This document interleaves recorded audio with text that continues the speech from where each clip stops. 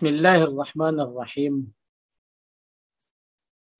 Alhamdulillahilladzi waffaqana liadai afdalit ta'at wa waffaqana ala kayfiyati iktisabi akmalis sa'adat wa hadana ila qawlina a'udzu billahi minasy syaithanir rajim min kullil ma'asi wal munkarat.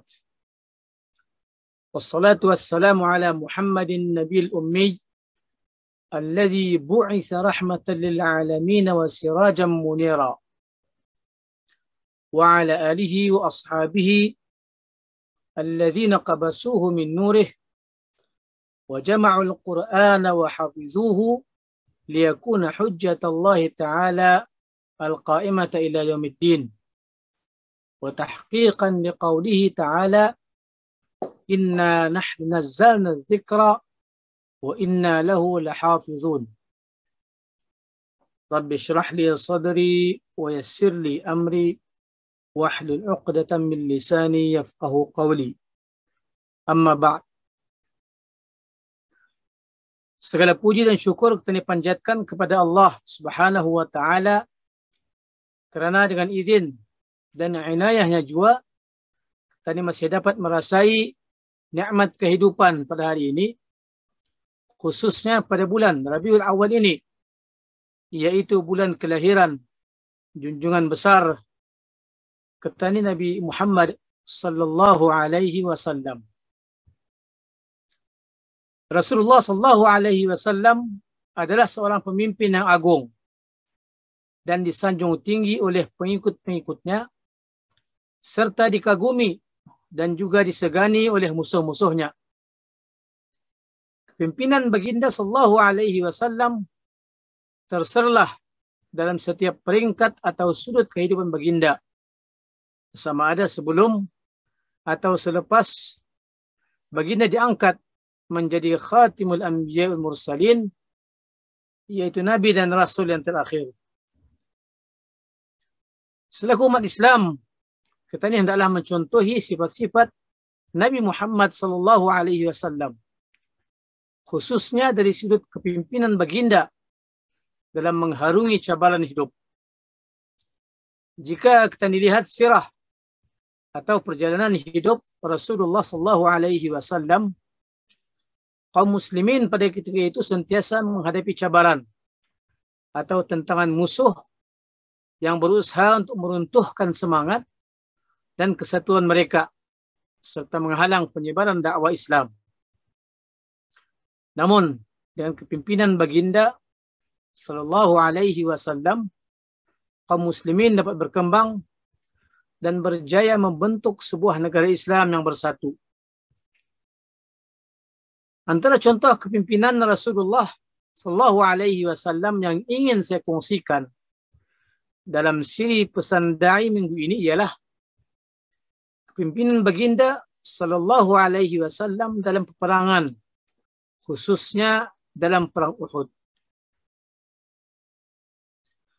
Perang Uhud berlaku pada bulan Syawal tahun ketiga Hijriah, yaitu selepas perang Badar yang terjadi pada tahun sebelumnya, yaitu pada tahun kedua Hijriah.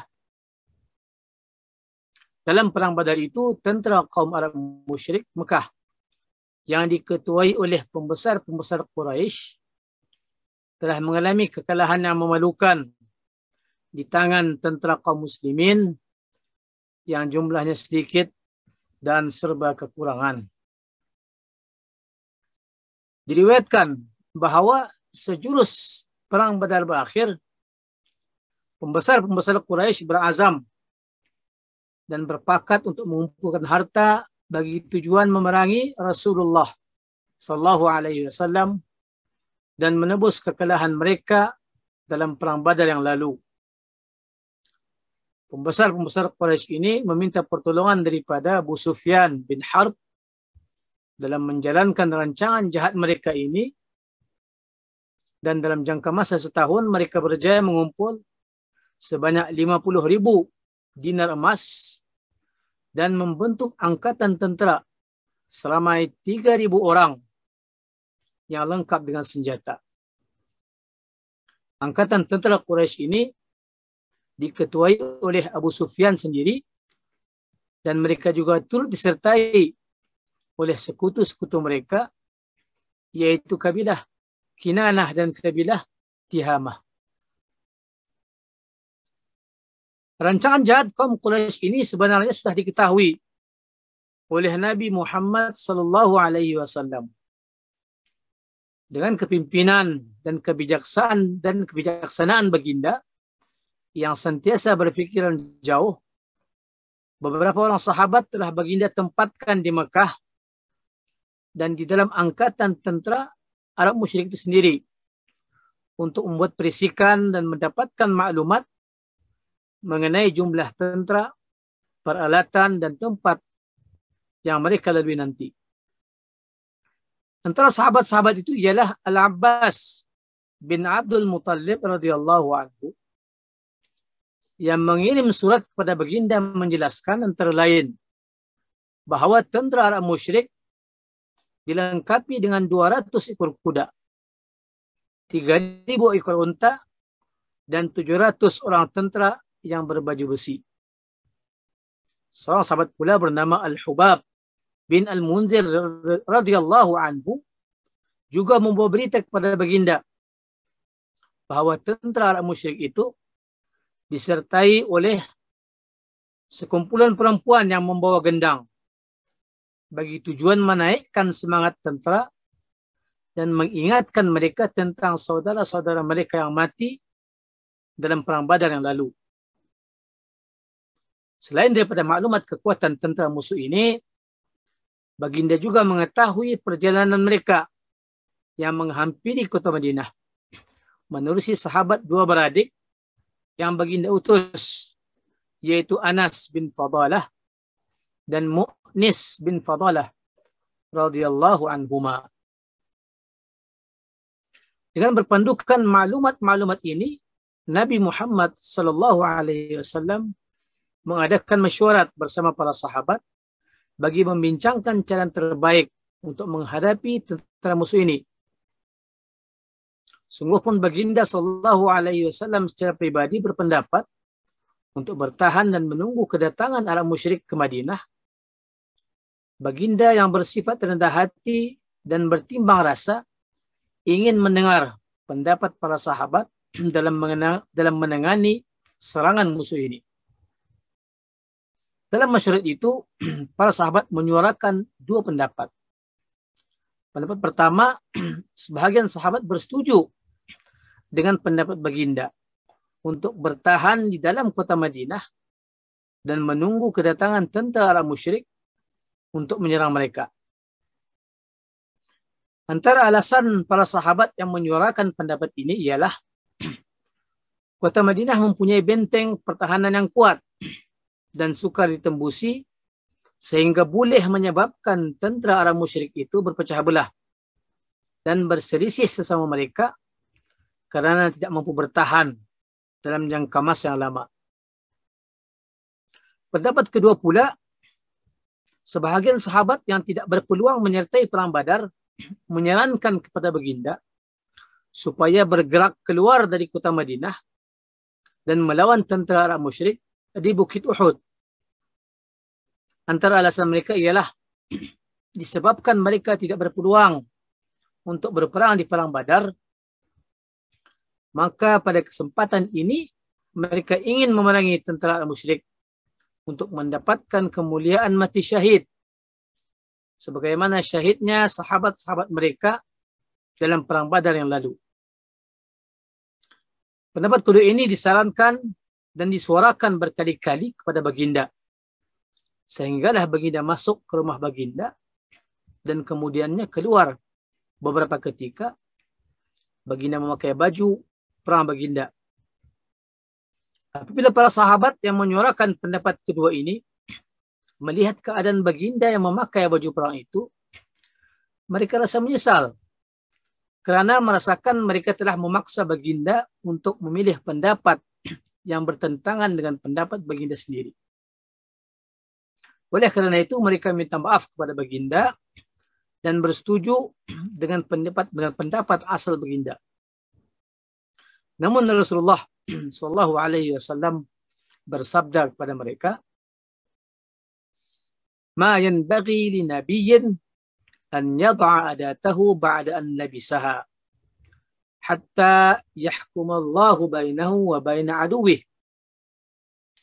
Tidaklah patut bagi seorang nabi apabila dia memakai baju perisainya untuk dia menanggalkannya semula sehinggalah Allah memberikan hukuman antaranya dan musuhnya. Sabda Rasulullah ini membawa maksud bahawa baginda telah bertekad dan tidak meragui keputusannya untuk keluar dari kota Madinah dan memerangi tentera Arab musyrik di Bukit Uhud. Sabda baginda ini juga jelas menunjukkan bahwa baginda amat menghargai pendapat para sahabat, walaupun pendapat mereka itu tidak selari dengan pendapat baginda sendiri. Justru kepimpinan baginda dalam melaksanakan keputusan yang diambil dalam mesyuarat adalah bertepatan dengan kehendak ayat 159 surah Ali Imran yang berbunyi, A'udzu billahi minasyaitonir rajim. Fabima rahmatin minallahi linta lahum walau kunta faddan ghalizal qalbi lam faddu min hawlik fa'fu anhum wastaghfir lahum washawirhum fil amr fa idza azamta fatawakkal 'ala Allah innallaha yuhibbul mutawakkilin. Maka dengan sebab rahmat daripada Allah, engkau wahai Muhammad telah berlemah lembut kepada mereka, yakni sahabat-sahabat dan pengikut-pengikutmu. Dan kalaulah engkau bersikap kasar serta keras hati terhadap mereka, tentulah mereka menjauhkan diri dari sekelilingmu. Oleh itu, maafkanlah mereka dan pohonkanlah keampunan bagi mereka. Dan juga bermesyuaratlah dengan mereka dalam urusan peperangan dan permasalahan keduniaan itu. Kemudian apabila engkau telah berazam untuk berbuat sesuatu sesudah bermesyuarat, maka bertawakallah kepada Allah melaksanakannya. Sesungguhnya Allah mengasihi orang-orang yang bertawakal. Rasulullah SAW membahagikan tentera kaum muslimin kepada 3 pasukan utama dan memilih 50 orang pemanah untuk ditempatkan di atas bukit. Setiap pasukan itu diberikan bendera masing-masing, yaitu pasukan pertama, pasukan muhajirin, yang mana bendera mereka dipegang oleh Mus'ab bin Umair radhiyallahu anhu. Pasukan kedua ialah pasukan Aus dan bendera mereka pula dipegang oleh Usaid bin Hudair radhiyallahu anhu. Dan pasukan ketiga yaitu pasukan Khazraj yang mana bendera mereka dipegang oleh Al-Hubab bin Al-Munzir radhiyallahu anhu. Rasulullah SAW dan tentera kaum muslimin seramai 1000 orang bertolak dari kota Madinah ke Bukit Uhud pada waktu tengah malam. Sepanjang perjalanan mereka ini, banyak dugaan dan cabaran yang mereka hadapi. Diriwayatkan bahawa dalam perjalanan itu, mereka terpaksa melewati sebuah kebun yang dimiliki oleh seorang munafik yang buta bernama Mirba' bin Quraizi. Apabila Mirba' menyedari kedatangan sekumpulan manusia yang melewati kebunnya, dia segera bangun dan melemparkan tanah sambil berkata, sekiranya engkau Muhammad, aku tidak mengizinkan engkau melewati kebunku. Dalam riwayat lain, dia disebutkan berkata, demi Allah, sekiranya aku tahu lemparanku tidak mengenai wajahmu, wahai Muhammad, niscaya aku memukul wajahmu. Mendengar kata-kata Mirba' ini, para sahabat ingin membunuhnya. Namun baginda sallallahu alaihi wasallam berkata kepada mereka, janganlah kamu membunuhnya. Dia seorang buta, yaitu buta hati dan buta mata. Sepanjang perjalanan tentara kaum muslimin ini juga terjadi satu peristiwa bila mana Abdullah bin Salul bersama 300 pengikutnya menarik diri daripada pasukan tentara kaum muslimin dengan alasan mereka tidak bersetuju dengan keputusan yang diambil oleh baginda untuk berperang di luar kota Madinah. Tindakan khianat mereka ini tidak lain hanyalah bertujuan untuk memecahkan kesatuan dan melemahkan semangat tentara kaum muslimin. Walaupun jumlah tentara kaum muslimin ini berkurangan menjadi 700 orang, namun yang mengandungi hikmah yang agung, yaitu Allah Subhanahu wa taala mahu membersihkan tentara kaum muslimin agar jelas nampak siapa di kalangan mereka yang munafik dan siapa pula yang benar-benar beriman. Seperti mana firman Allah Subhanahu wa taala dalam surah Al-Imran ayat 179, "Ma kana Allahu liyadhara al-mu'minina 'ala ma antum 'alaihi hatta yamizal khabitha minat tayyib." Allah sekali-kali tidak akan membiarkan orang-orang yang beriman dalam keadaan kamu sekarang, yakni bercampur baur dengan orang-orang munafik, sehingga dia memisahkan yang buruk, yakni yang munafik, daripada yang baik, yakni orang beriman.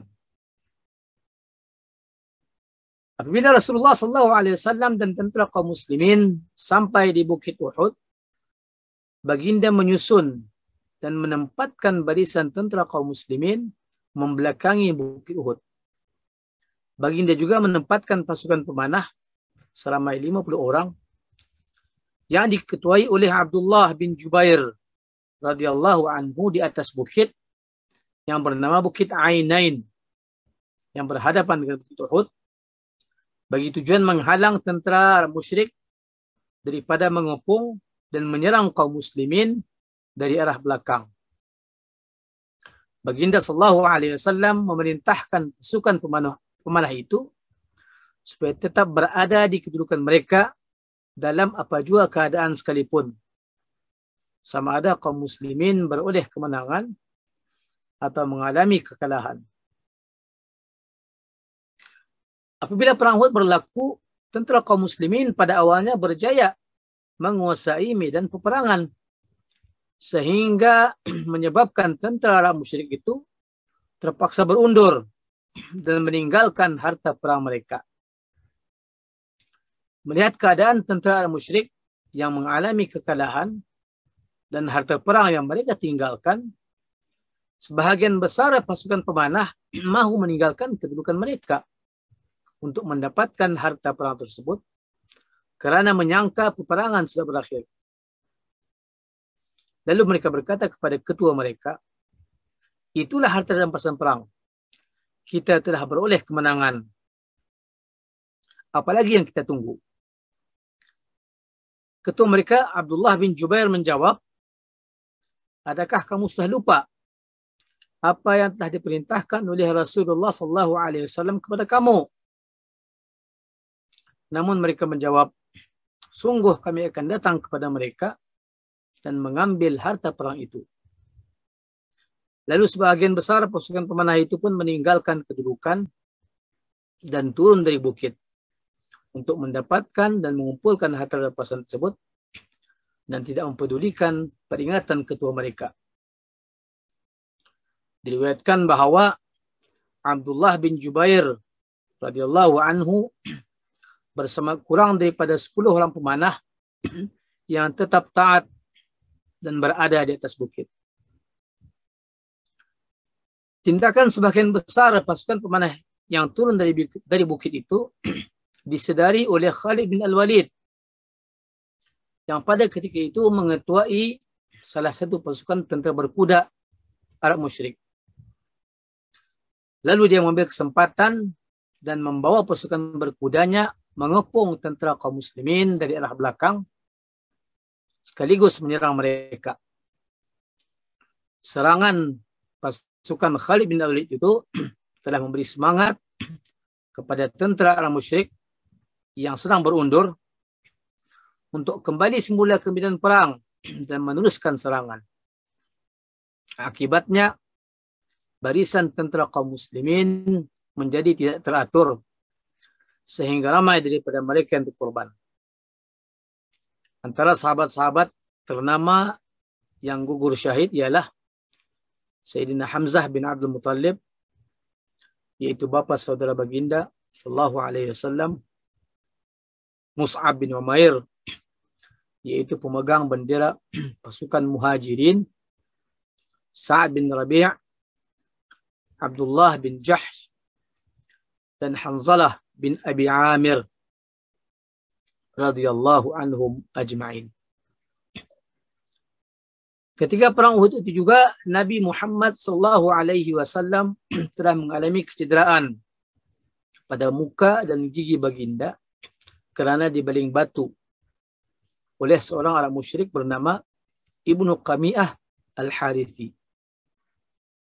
Apabila dia cuba menghampiri untuk membunuh baginda, dia dihalang oleh seorang sahabat bernama Mus'ab bin Umair yang kemudiannya gugur syahid di tangan Ibnu Qami'ah Al-Harithi itu. Oleh kerana Mus'ab sangat mirip dengan baginda, Ibnu Qami'ah Al-Harithi menyangka dia telah membunuh baginda.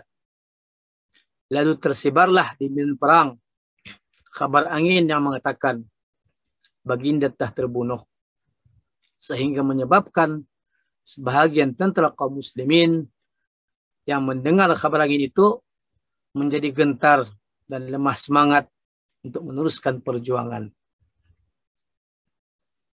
Ketika tentera kaum orang musyrik dapat menguasai medan perang, Rasulullah sallallahu alaihi wasallam bersama 9 orang sahabat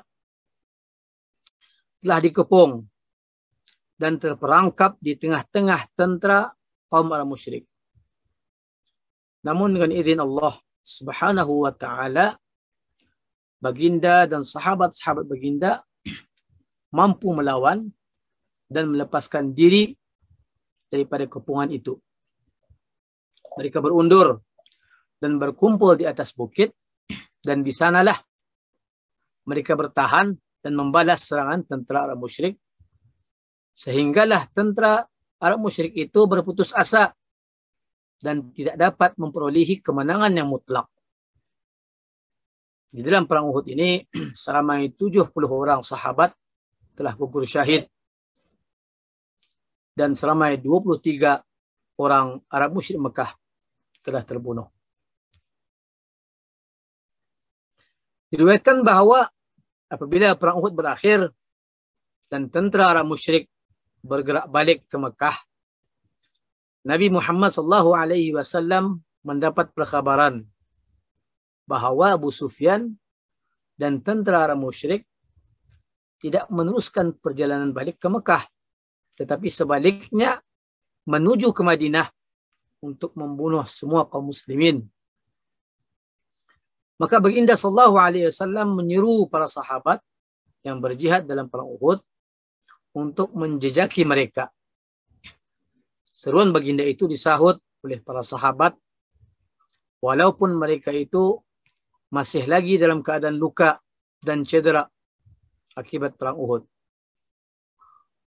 Lalu baginda dan para sahabat bergerak menuju ke satu tempat bernama Hamra'ul Asad dan mendirikan khemah di sana serta menyalakan 500 unggunan api. Di tempat tersebut, seorang musyrik bernama Ma'bad bin Abi Ma'bad Al-Khuzai berjumpa dengan baginda dan memeluk agama Islam. Lalu baginda memerintahkan Ma'bad untuk pergi berjumpa dengan Abu Sufyan dan membuat tipu helah kepadanya agar dia merasa takut dan tidak mahu menyerang kaum muslimin di Madinah. Abu Sufyan dan tentera Arab musyrik ketika itu berada di satu tempat bernama Ar-Rawha, yaitu tempat persinggahan mereka sebelum menuju ke kota Madinah. Kemudian apabila Ma'bad tiba, Abu Sufyan yang belum mengetahui Ma'bad itu telah memeluk agama Islam, bertanya kepadanya, apakah perkhabaran yang kau bawa? Ma'bad menjawab, Muhammad dan sahabat-sahabatnya telah keluar menjejaki kamu. Dia membawa pasukan tentera yang ramai dan belum pernah kulihat sebelum ini. Mereka penuh bersemangat untuk membunuh kamu. Dan mereka juga disertai oleh orang-orang yang tidak ikut berjihad dalam perang Uhud. Mereka sangat marah kepada kamu dan aku belum pernah menyaksikan kemarahan mereka sebelum ini. Abu Sufyan berkata, celaka, apa yang kau katakan? Ma'bad menjawab, demi Tuhan, menurut pendapatku, sebaiknya engkau pulang sahaja. Abu Sufyan berkata, demi Tuhan, kami sudah sepakat untuk kembali menyerang dan membunuh mereka semua.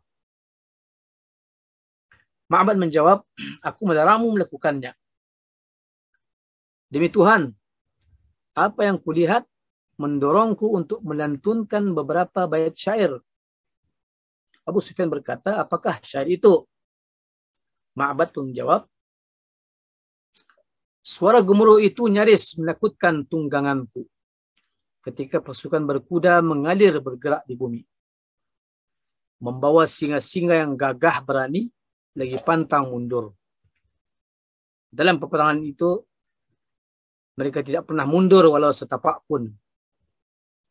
Aku terus memacu tungganganku kerana menyangka bumi ini sedang bergoncang.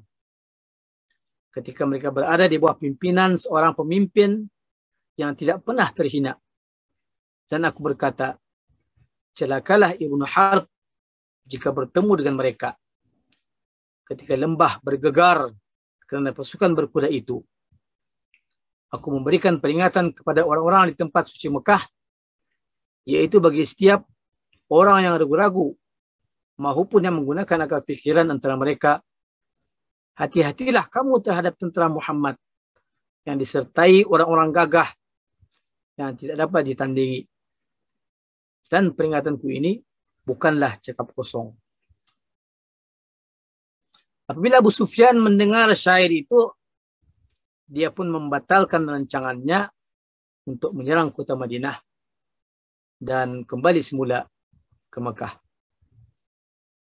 Begitulah serba sedikit peristiwa-peristiwa yang terjadi sebelum, semasa dan selepas perang Uhud. Kesimpulan yang dapat kita ambil menerusi kepimpinan Rasulullah SAW dalam mengharungi peristiwa-peristiwa itu tadi.